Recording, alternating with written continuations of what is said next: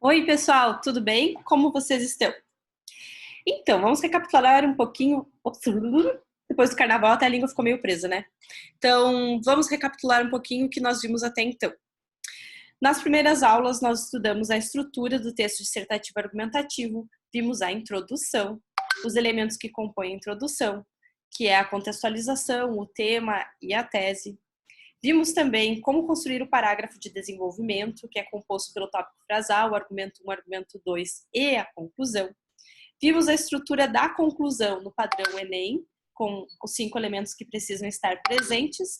Vimos também a conclusão no estilo vestibulares e concurso, que é mais aquela retomada do tema, retomada da tese, dos tópicos principais desenvolvidos ao longo do texto. Depois que nós vimos esses pontos que são importantes a respeito da estrutura do texto dissertativo argumentativo, nós estudamos também sobre como planejar a nossa redação, fazer um mapa conceitual e escolher previamente quais os elementos que vão compor o nosso texto. Tivemos algumas atividades, alguns exercícios, alguns alunos ainda estão me devendo as tarefas. Para enviar as tarefas, basta tirar foto e mandar pelo WhatsApp, que depois eu vou mandando retorno para vocês dessas atividades. Tivemos também uma aula em que eu falei sobre as 7 teses essenciais, essa foi a nossa última aula, que são formas de você conseguir sistematizar uma argumentação para aqueles temas que você não consegue visualizar uma tese mais específica, que você está com dificuldade de levantar sua argumentação. Então, vale a pena você gravar bem aquelas 7 teses fundamentais que foram explicadas na última aula. Na última aula, a gente também teve um tema bem pertinente para o ano, que é o avanço do neonazismo e desses discursos de ódio. E esse foi o tema da primeira redação completa, assim, depois de ver toda a parte de estrutura que vocês devem me entregar. Estou aguardando os textos, por favor, não se atrasem muito. Eu sei que antes de acontecer esse feriado mais prolongado, que é o carnaval, fica difícil a gente conseguir manter um ritmo de escrita. Mas daqui para frente, eu gostaria que vocês entregassem as atividades em dia para vocês não perderem a motivação, não perderem o fio da meada e conseguir ter um melhor aproveitamento possível do curso de redação de vocês. Muito bem. Então, hoje, qual é a programação para a nossa aula de hoje? Hoje eu quero falar sobre um aspecto muito importante, que é o desenvolvimento da coerência e da coesão dentro do texto dissertativo argumentativo, e também vou apresentar um tema de redação que está super em pauta desde o ano passado até este ano, cada vez ele se coloca mais como uma urgência, que é o retorno do Brasil ao mapa da fome, o retorno do Brasil às estatísticas de milhares de pessoas numa situação de vulnerabilidade, de insegurança alimentar. Então, vamos a estas questões que precisamos abordar no dia de hoje.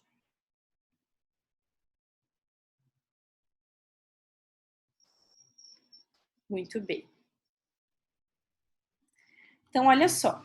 Aqui nós temos uma redação tradicional de Enem, de uma jovem chamada Fernanda, em que ela consegue estabelecer muito bem os mecanismos de coesão. Vamos diferenciar primeiro o que é coesão e o que é coerência, certo? Então, coesão é como se fossem os nós que prendem as partes do tecido da trama que é o texto. Então, são as conexões que nós vamos promovendo entre as palavras, entre as orações, entre os períodos e também para conectar os parágrafos entre si. Sempre num movimento de retomada e de progressão de ideias. Então, esse é o fenômeno da coesão. E nós temos uma palavra que é bem semelhante, e essas duas palavras elas se retroalimentam, estão conectadas entre si, mas não querem dizer a mesma coisa. O outro termo é coerência. Coerência, então, é o encadeamento das ideias, a lógica que se constrói dentro do texto e do texto em relação ao contexto. Como assim? Então, em primeiro lugar, todos os elementos que eu vou introduzindo dentro da minha redação, eles precisam construir uma lógica interna. Cada frase, cada referência, cada citação, cada comentário, cada exemplo, ele precisa estar conectado ao tema gerador daquele texto, sempre fazendo o movimento de apontar para o tema, ao mesmo tempo que progride. E você não pode, de forma alguma, trazer ideias que sejam paradoxais, que se contrapunham fortemente umas às outras. As ideias precisam ir se somando, se alimentando. Esse é o processo de coerência interno, dentro do texto. Ao mesmo tempo, o nosso texto ele precisa fazer sentido dentro do contexto. O que é o contexto? O contexto é formado pela nossa cultura, pela nossa nação, pelas nossas relações socioculturais, pelo período histórico do qual estamos inseridos. Então, quer dizer que eu não posso escrever um grande absurdo, inventar uma obra de ficção completa em 30, 35 linhas, porque esse texto dissertativo, argumentativo, dentro dessa tipologia textual, ele precisa estar em sintonia com o que está acontecendo dentro do mundo. Essa, então, seria a coerência externa. Muito bem. A coesão, ela ajuda na construção da coerência. A coerência, ela pode até existir sem coesão, mas a coesão num texto dissertativo argumentativo, ela é um ponto-chave, assim, bem estratégico nesse tipo textual para manutenção dessa lógica, dessa coerência. Então, vamos ver aqui na introdução desse texto como que isso acontece. No filme Matrix, clássico do gênero ficção científica, o protagonista Neo é confrontado pela descoberta de que o mundo em que vive, na realidade, uma ilusão construída a fim de manipular o comportamento dos seres humanos que, imersos em máquinas que mantêm seus corpos sob controle, são extrapolados por um sistema distópico dominado pela tecnologia.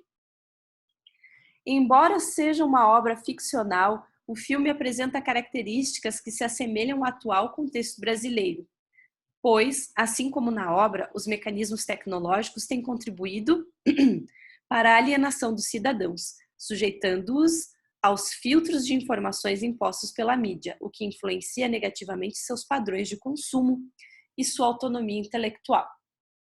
Então, olha só, coesão num texto dissertativo argumentativo é muito mais complexo do que a gente imagina, assim, não é simplesmente eu colocar um elemento de coesão no início de cada parágrafo.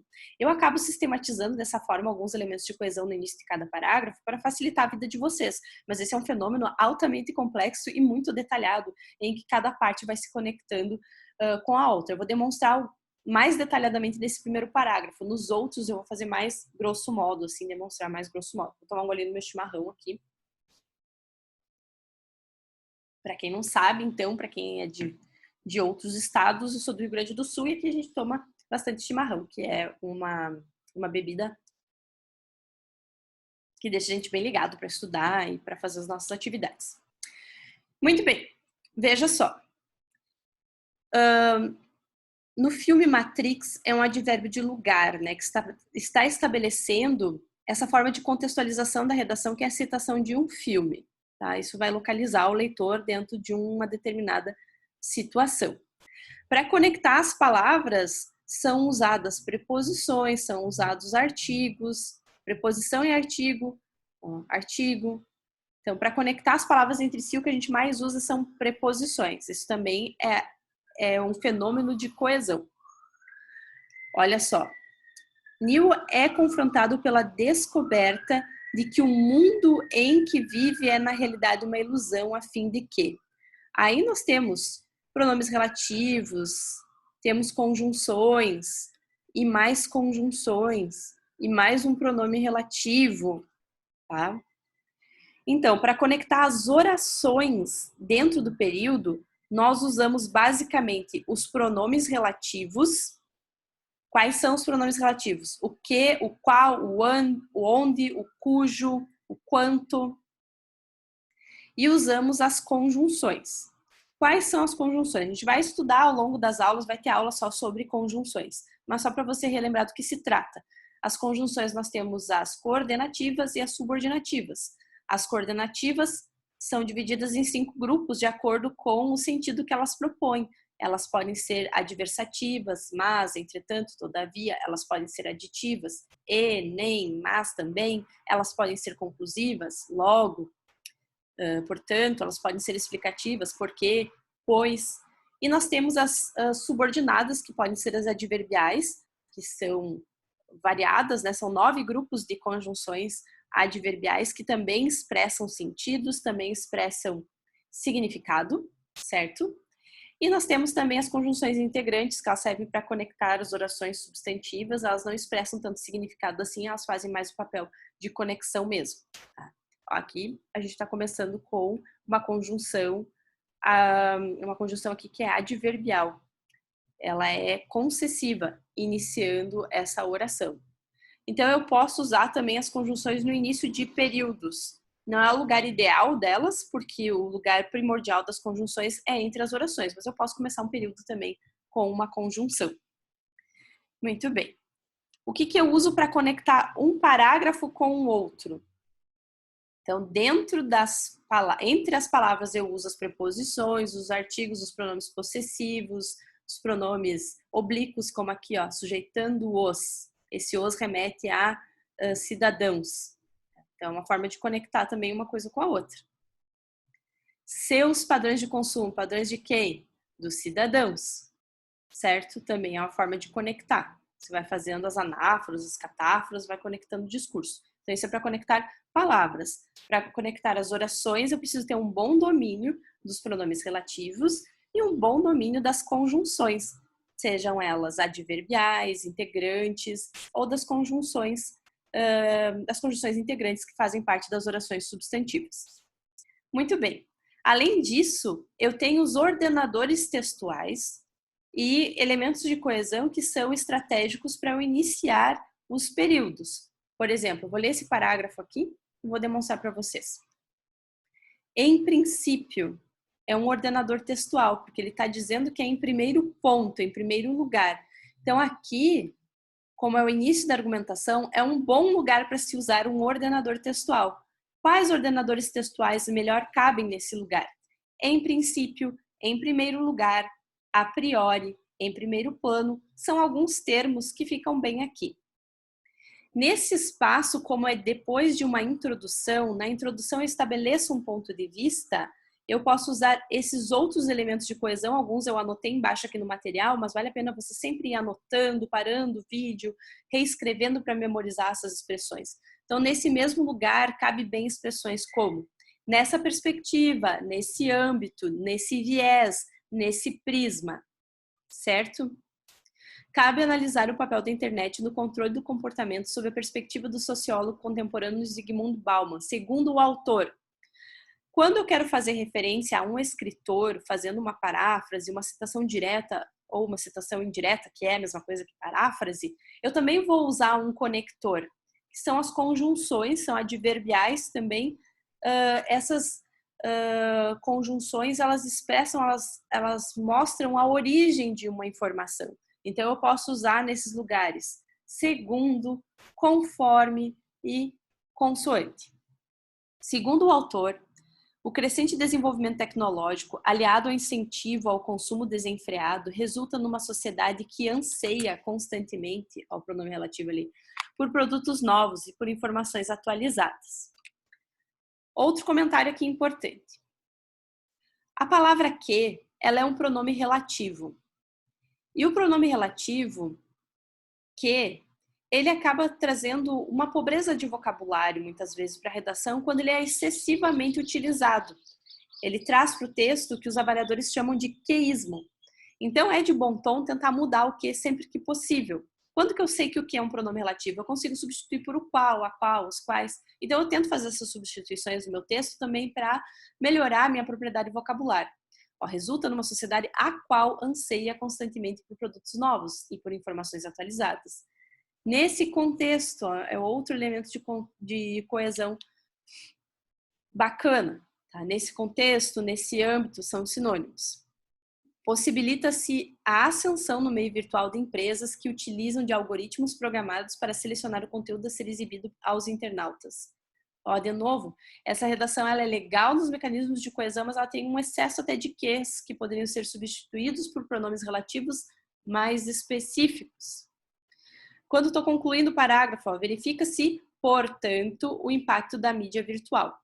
Blá, blá, blá, blá, blá, blá, Timbum concluiu o texto. que eu posso usar aqui? Aqui ele usou, a autora do texto usou a conjunção conclusiva posposto ao verbo, por isso que está entre vírgulas, aqui está o verbo. Eu posso usar no início também com uma vírgula só. Quais são os que ficam bem nesse lugar? O portanto e o logo, que são conclusivas, são conjunções conclusivas. Eu também posso usar uma oração substantiva, que dá essa ideia de finalização de pensamento, que é o infere-se que. Porém, quando eu uso infere-se que, eu não posso usar vírgula depois, porque ele é uma oração, não posso separar a oração subordinada da principal com vírgula. Mas depois do portanto e depois do logo, é necessário usar vírgula. Olha aqui o ademais, então. O ademais para somar ideias. Quando eu quero somar um parágrafo com o outro, ou quando eu quero somar um argumento com o outro, os elementos de coesão que ficam melhor são o ademais, acresce-se ainda que, soma-se a isso. E aí você vai criando, além disso, você vai criando essa ideia de soma entre as informações. O simples isso, com 2 S's, também dá essa ideia de conexão. Dessa maneira, desse modo, quando eu vou explicar um exemplo que eu dei. Também posso introduzir um exemplo usando a expressão bem objetiva. A exemplo disso, introduzo o exemplo e explico ele. O assim, ele também funciona como elemento de coesão que tem uma carga conclusiva. Ele vai indicando para o leitor que o pensamento está terminando e eu posso utilizá-lo, inclusive, para começar a conclusão, como foi feito aqui. Resumindo, então, pessoal, o basicão assim, de elementos de coesão. Eu nunca vou fazer orações coordenadas apenas separadas por vírgulas. Eu sempre vou criar períodos compostos dentro do meu texto usando variados tipos de conjunções e de pronomes relativos. Fica legal também você fazer um estudo das conjunções e dos pronomes relativos, pesquisar esses capítulos da gramática. Anotar no seu caderno essas conjunções também, porque você não deve repeti-las, não deve repetir o pronome relativo, não deve repetir as conjunções, porque nós temos uma gama enorme dessas palavras para utilizarmos no nosso texto. Então, esse é o ponto 1. Use pronomes relativos e conjunções no interior das frases. E o segundo ponto é, sempre inicie um parágrafo com um ordenador textual ou um elemento de coesão, ou um advérbio de tempo, um advérbio de lugar, que vai localizando o leitor dentro daquela estrutura. Como é feito aqui na introdução, na aula de introdução, eu passei várias dessas expressões para vocês. No material de introdução, vocês encontram mais exemplos de elementos de coesão. Na aula de desenvolvimento, vocês encontram mais vocabulário relacionado a isso. Olha aqui, quando falo do filme, eu tenho toda uma frase conectiva, é a ponte entre a contextualização e a tese. Embora seja uma obra ficcional, o filme apresenta características que se assemelham ao atual contexto brasileiro. Toda essa frase está fazendo a manutenção da coerência e da coesão entre a primeira parte da introdução e a segunda parte da introdução, certo? Aqui eu coloquei algumas expressões, que são expressões aqui são as mais básicas. Pelo menos essas a gente precisa dominar. Nessa perspectiva, nesse âmbito, nesse viés, que são expressões que ficam bem depois da introdução. Ademais, acresce-se que, soma-se a isso, quando eu quero somar argumentos, somar um parágrafo com o outro, ou um argumento com o outro. O logo, portanto, infere-se que, para finalizar os parágrafos ou para criar o último parágrafo da conclusão. Esse é o mínimo que se espera de domínio de elementos de coesão entre os parágrafos, entre os argumentos. Aí, entre os períodos, é mais o estudo das conjunções que vai te trazer essa habilidade, essa competência de conectar bem as ideias. Muito bem. Vamos ao tema da semana. Até eu escolhi esse tema pela pertinência que ele tem, pela importância na agenda de temas de redação, de temas sociais que estão sendo discutidos. É um problema que tende a se aprofundar muito agora com a questão da guerra entre a Rússia e a Ucrânia, porque sempre nós temos um efeito dominó. Quando há uma crise instalada muito profunda em qualquer parte do mundo, isso vai gerando um efeito dominó que acaba empobrecendo também os brasileiros, dificultando o acesso à alimentação de qualidade. Também nessa semana atendi no ambulatório, no internato, agora eu estou no internato, a gente atende diariamente os pacientes nos ambulatórios, nas situações de emergência, e atendi um paciente numa situação de desnutrição, foi bastante chocante, Não foi por motivo de miséria, de pobreza, foram outras questões que levaram ele àquela situação, mas eu nunca tinha me deparado presencialmente com uma situação de como está representado aqui na charge de desnutrição profunda, assim, sem ter uma causa mais aparente, como um câncer, alguma coisa assim. É realmente muito chocante você ver um ser humano que passa fome por qualquer motivo que seja. É muito triste, eu jamais vou esquecer, assim, acho que foi um divisor de águas bem importante, assim, na minha formação. Mas então, o tema é o desafio de combater a fome no Brasil. Esse problema já havia sido superado no início ali de 2010, 2011, 2012, o Brasil tinha saído do mapa da fome mundial. Nós não tínhamos pessoas em situação extrema de miserabilidade, pobreza e fome extrema. Mas durou muito pouco esse período, assim, muito pouco mesmo, porque já foi avançando assim as pesquisas e foram descobertos números e crises foram ocorrendo nos últimos 10 anos, nos últimos 12 anos, que culminaram com o retorno desse problema social muito importante e de saúde pública também. Então, a proposta é: elabore um texto dissertativo argumentativo no qual você aborde meios de combater a fome no Brasil, além de analisar as causas do crescimento da desnutrição. Sua proposta de intervenção deve estar em consonância com os direitos humanos. Então, o primeiro texto que a gente tem aqui é um texto que mexe com a nossa reflexão, com a nossa crítica, essa charge. Meu iPhone está tocando. Meu iPhone está tocando, então aqui é a barriga roncando, né? Aquela fome desesperadora que faz a barriga doer, a barriga roncar, mas isso é só o princípio, depois a pessoa não sente mais nada, só aquela fraqueza, aquela inanição, e já não se sente mais. Mas a dor da fome, descrevem os estudos, a gente viu em algumas aulas assim, que é uma das piores dores que alguém pode sentir. É uma dor física real, profunda, e é uma dor psíquica também, é uma humilhação muito profunda. Muito bem. Então, a fome volta a crescer no Brasil e na América Latina e no Caribe.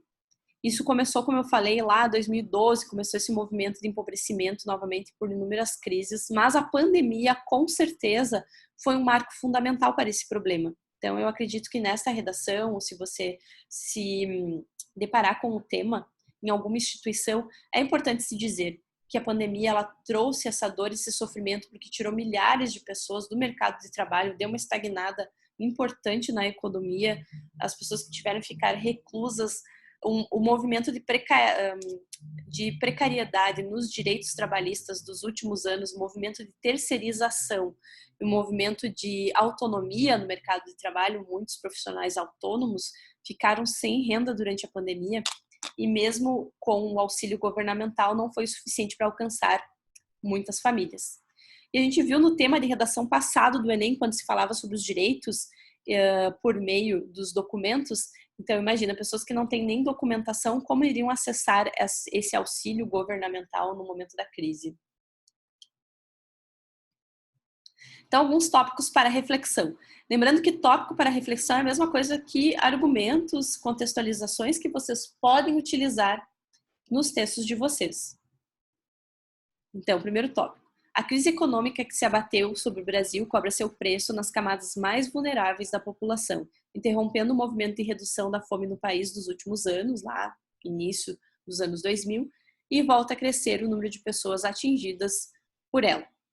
Então, incrivelmente, né, mesmo com toda a recessão econômica, com toda a paralisação econômica que aconteceu nos últimos 2 anos por conta da pandemia, muitos setores da sociedade, uma minoria, é claro, aumentou os seus ganhos, seus lucros exponencialmente, principalmente pessoas ligadas à indústria de máscaras, de luvas, de álcool, de testes farmacêuticos relacionados ao Covid, farmácias, serviços particulares de saúde. Então, todos esses nichos econômicos avançaram muito. Porém, pequenos trabalhadores, autônomos, pequenas empresas e pessoas que já vinham numa situação mais vulnerável, então com essa crise, com essa situação, acabaram perdendo tudo mesmo.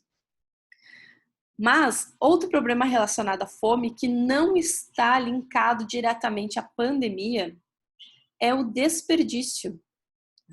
O combate ao desperdício é ponto central para resolver o problema da fome. Cerca de 1/3 da produção global, 1/3 da produção global de alimentos é perdida, o que equivale a 1,3 bilhões de toneladas, a 1 trilhão.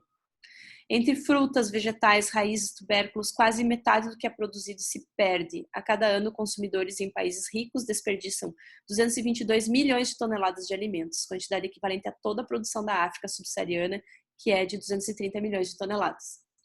Então, esse ponto de desperdício é algo que vale muito a pena você abordar na sua redação, colocar os números, porque muitas vezes não se pensa nisso. Quando a gente pensa em pobreza, a gente pensa logo em marginalização, relaciona com racismo, mas não pensa também que há o problema do desperdício e da má distribuição da renda e da má distribuição dos alimentos, uma manipulação equivocada dos alimentos que gera todo esse desperdício de 1/3 daquilo que é produzido. Isso começa dentro da nossa própria residência, a forma como a gente manipula os alimentos, e o que a gente aproveita deles, e o que a gente descarta, e a forma como nós descartamos também esses alimentos.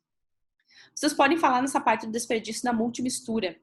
A multimistura, ela foi desenvolvida dentro de ações da Igreja Católica no Brasil, das Cáritas diocesanas, que procuraram criar com elementos que a gente descarta no nosso cotidiano, como, por exemplo, a folha da beterraba. A gente não cozinha a folha da beterraba, a gente come o tubérculo lá, a beterraba, mas o restante a gente descarta, só que aquilo é rico em nutrientes e tão potente como alimento quanto o próprio tubérculo que a gente come, a própria beterraba em si.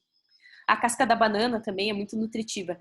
Então, essas entidades que procuravam combater a fome de uma maneira a evitar o desperdício, de reutilizar, criou a multimistura, que seria, então, um superalimento produzido a partir daquilo que se desperdiça no nosso cotidiano, mas tornando isso gostoso de consumir e resgatando milhares de crianças da desnutrição. Então, foi bastante utilizado aqui no Brasil a multimistura, pesquisem sobre isso. E vejam só, você tem que abordar as causas do problema. Então, você não pode ficar só Covid, pandemia. Aí você pensou uma causa, agora você já pensou outra, que é o desperdício. Agora veja outra causa que nem sempre as pessoas pensam, que são as mudanças climáticas. Elas também preocupam, pois elas geram alterações nos padrões climáticos que ameaçam a produtividade, a agropecuária. Tá? Então, é outro aspecto bem fundamental de se abordar na nossa redação. Dentro desse quadradinho aqui, eu coloquei objetivamente as causas do problema. Corrupção. Vocês lembram daquele seriado Mecanismo? Não sei se vocês chegaram a assistir. Quem não assistiu, vale muito a pena, está disponível no Netflix, eu acho que ainda está disponível no Netflix. Mostra como o sistema da corrupção, que é muito crônico, muito antigo no Brasil, acaba desviando recurso que poderia ser extremamente necessário para combater a fome. Inclusive com escândalos assim muito absurdos, como o desvio da própria merenda em São Paulo, escândalos que aconteceram nesse sentido. Agora, com a guerra entre a Rússia e a Ucrânia, também você pode citar o quanto se investe nesse tipo de conflito, né? O custo dos aviões, o custo do armamento bélico, tudo que se investe numa guerra que poderia ser revertido para combater a fome mundial é algo chocante. Crise econômica.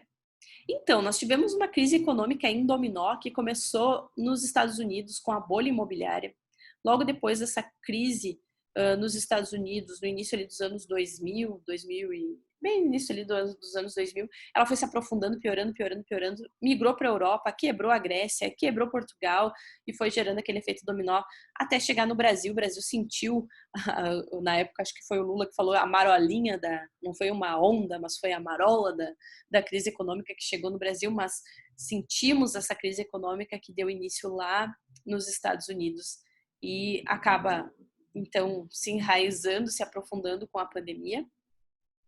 E hoje, agora, nós temos também esse conflito entre Rússia e Ucrânia, que também vai aumentar o preço de combustível, e aumentando o preço do combustível, acaba tendo um aumento de inflação e aumento do preço dos alimentos no geral. Desemprego, desperdício, agricultura para exportação e biocombustível. Cara, o Brasil, assim, produz muito. O Brasil, país da agropecuária, país que planta soja, milho, trigo, só que boa parte disso que se produz não alimenta a própria nação, mas é utilizado para criar biocombustível, que é exportado também. O que a gente poderia fazer sobre essa parte da agricultura, lá nas intervenções? Tá aqui, ó, incentivo à agricultura familiar de médio e pequeno porte, porque é essa agricultura que vai produzir uma gama de alimentos mais variada e mais de acordo com a cultura alimentar de cada região, vai produzir aquilo que as pessoas consomem em cada região. Nós não vivemos simplesmente apenas de soja, de milho, de trigo, de cevada. Existe uma cultura alimentar em cada região e é a agricultura familiar de médio e pequeno porte que consegue trazer uma resposta para essa demanda. Então, o pouco incentivo à agricultura familiar foi um problema que foi se agravando ao longo dos anos no Brasil. Problemas logísticos de distribuição, quanto que se perde de carga nas estradas. Buenas, intervenções para esse tema. A criação de ONGs que possam produzir, distribuir, reinventar o descarte dos alimentos, produzir algo como a multimistura.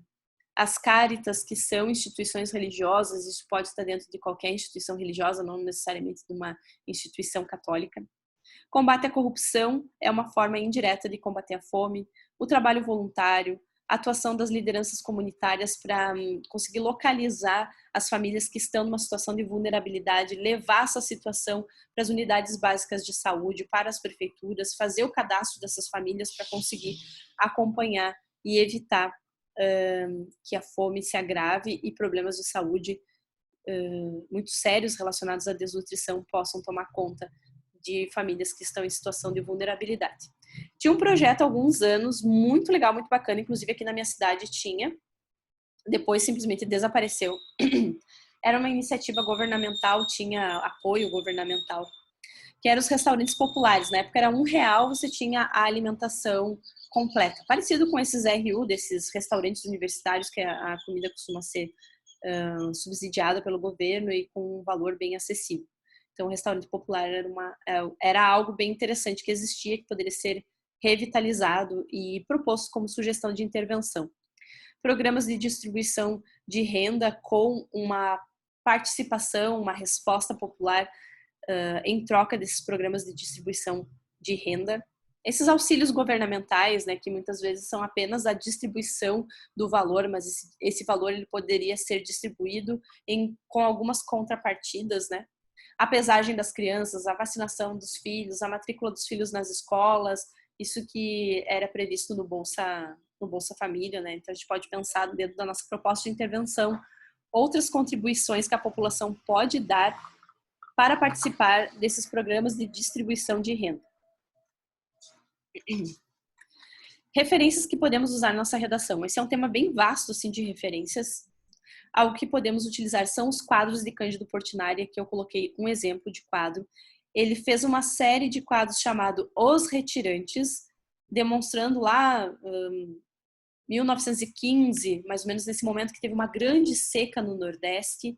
Ele mostrou, então, esse quadro bastante dramático da fome, da miséria, da morte que acompanhava essas populações de retirantes do Nordeste para várias regiões do país. Você pode fazer referências históricas. Você tem essa frase que foi relacionada a Maria Antonieta. Não é assim certo que ela tenha dito essa frase, se não tem pão que comam brioches, fazendo uma referência à falta à alienação da nobreza em relação à necessidade do povo, mas é uma frase bastante conhecida. A Revolução dos Bichos, George Orwell, que é uma crítica à ditadura, ao totalitarismo durante ali o período da Revolução na Rússia, ali o Estado russo, agora me escapou o nome, mas enfim, os bichos passam, uma historinha que é uma fábula, provavelmente vocês conhecem, porque é um livro bem, bem clássico. São animais que são dominados numa fazenda por um dono que representa um ditador. E os animais tomam o poder e fazem a revolução dos bichos, os porcos tomam o lugar dos homens e começam a andar sobre duas patinhas, mas quando eles tomam o poder, né, que seria o proletariado tomando o poder, eles acabam criando uma nova ditadura, fazendo então uma referência ao Estado totalitário que aconteceu ali, que a Rússia tomou todo aquele poder, enfim.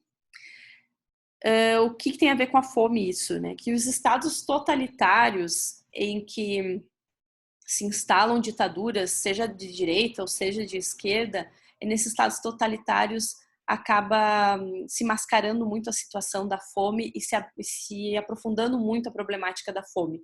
É um ciclo que se repete em vários momentos da história em que houve ditaduras comunistas, ditaduras nazistas, fascistas. A fome é sempre um problema que acompanha o estado ditatorial. Esse é um livro que fala, então, da ditadura comunista. O Bicho, do Manuel Bandeira, é um poema bem conhecido, ele está aqui. Vi ontem um bicho na imundície do pátio, catando comida entre os detritos. Quando achava alguma coisa, não examinava nem cheirava, engolia com voracidade. O bicho não era cão, não era gato, não era rato. O bicho, meu Deus, era um homem. Você pode fazer paráfrase do poema, citação direta de alguns versos. Existe um documentário também, Ilha das Flores, que é bastante conhecido, que se passa em Porto Alegre. Ilha das Flores é um lugar de descarte de lixo que havia na região ali metropolitana, na região de Porto Alegre. E eles mostram assim que os seres humanos era permitido aos seres humanos catar entre o lixo apenas depois dos porcos terem comido os restos. Assim, é bem chocante. Ele mostra assim pela lógica que na situação de miserabilidade os humanos são colocados naquela situação abaixo dos porcos. Curto, vocês encontram no YouTube, Ilha das Flores, mas vocês devem ter assistido na escola, porque era um clássico de se assistir na escola. Todos os romances da década de 30 relataram muito sobre a fome. Vidas Secas, O 15, os livros da Raquel de Queiroz, do Graciliano Ramos, todas essas obras abordam a questão da fome e você pode citar na sua redação.